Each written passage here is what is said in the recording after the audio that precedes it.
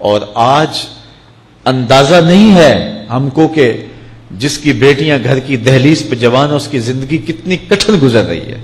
کوٹھے تے چڑھ ویخ فریدا تے کر کر بلدی اگ، میں جاتا دل دکھی میرا پر دکھی سارا جگ.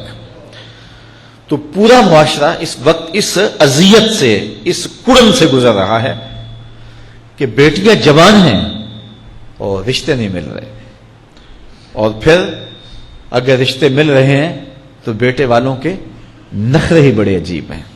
اور پھر جس طرح وہ بیٹیوں کو، غریبوں کی بیٹیوں کو لونڈیاں بنا کے اپنے گھروں میں رکھتے ہیں، تو یہ ایک الگ درد کی اور دکھ کی کہانی ہے.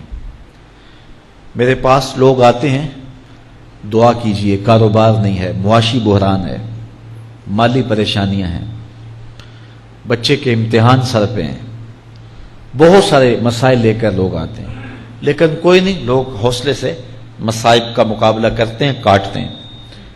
لیکن کچھ لوگ آتے ہیں دعا کے لیے تو بات کرتے ہی آنکھیں چھلکنے لگتی ہیں اور میرا دل بھی قابو میں نہیں رہتا.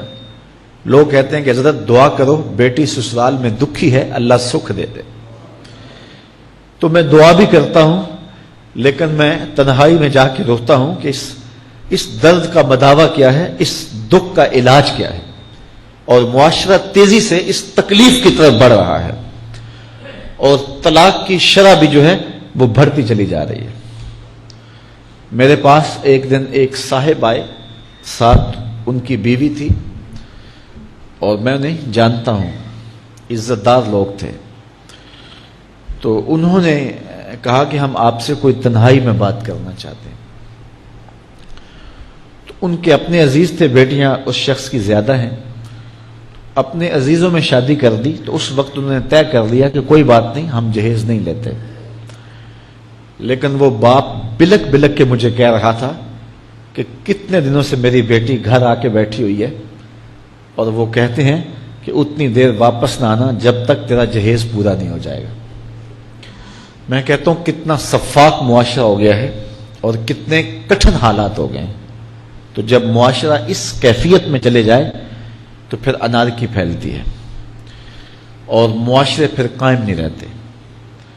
تو کتنی باپ کی دہلیز پر بوڑھی ہونے والی بیٹیاں، ان کی سسکیاں، ان کی آہیں اور ان کی چیخیں اس معاشرے کو بے چین کی ہوئی ہیں. تو امیر لوگوں کی ذمہ داری ہے کہ وہ غریبوں کے دکھ بانٹ لیں.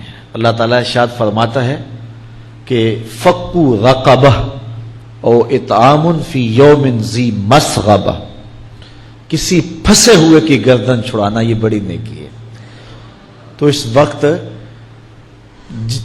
غریب کی بیٹیوں کا رشتہ کوئی قبول نہیں کرتا. اگر کوئی نوجوان اور اگر کوئی سرمایہ دار غریبوں کی بیٹیاں قبول کر لے تو یہ اس کی مہربانی ہوگی. اور اگر یہ نہیں کر سکتا تو کم از کم ان بیٹیوں کی شادیوں کا اہتمام کیا جائے، لیکن یہ مہربانی کی جائے کہ غریبوں کی بچیوں کو نمائش گاہ میں نہ کھڑا کیا جائے اور ان کی غربت کا تماشا نہ بنایا جائے. رات کی تنہائی میں ان کے ماں باپ کی خدمت کی جائے تاکہ وہ اپنی بیٹیوں کو عزت سے اٹھا سکیں. میرے حضور نے ارشاد فرمایا وَرَجُلٌ تَصَدَّقَ بِصَدَقَةٍ فَأَخْفَاهَا حَتَّى لَا تَعْلَمَ شِمَالُهُ مَا تُنْفِقُ يَمِينُهُ.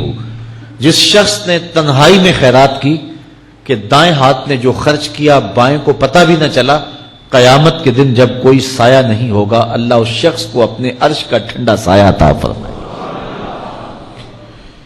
تو یہ جو اجتماعی شادیوں کا ماحول ہے، تو اگر اس کو ہم اس میں تبدیل کر لیں کہ غریبوں کی عزت نفس مجروح نہ ہونے پائے، تو اللہ تعالیٰ یہ توفیق نصیب فرمائے اور معاشرے کے اندر ایسے لوگ نکلیں جو معاشرے کے دکھ بانٹتے ہیں. اور علماء کو ممبر و محراب سے زوردار آواز اٹھانی چاہیے کہ یہ جو رسم پیدا ہو گئی ہے جہیز کی، اور اس کے بغیر بیٹیاں گھر سے رخصت نہیں ہو سکتی ہیں، تو اس کو ختم کیا جائے اور اس کے خلاف عملی جہاد کیا جائے.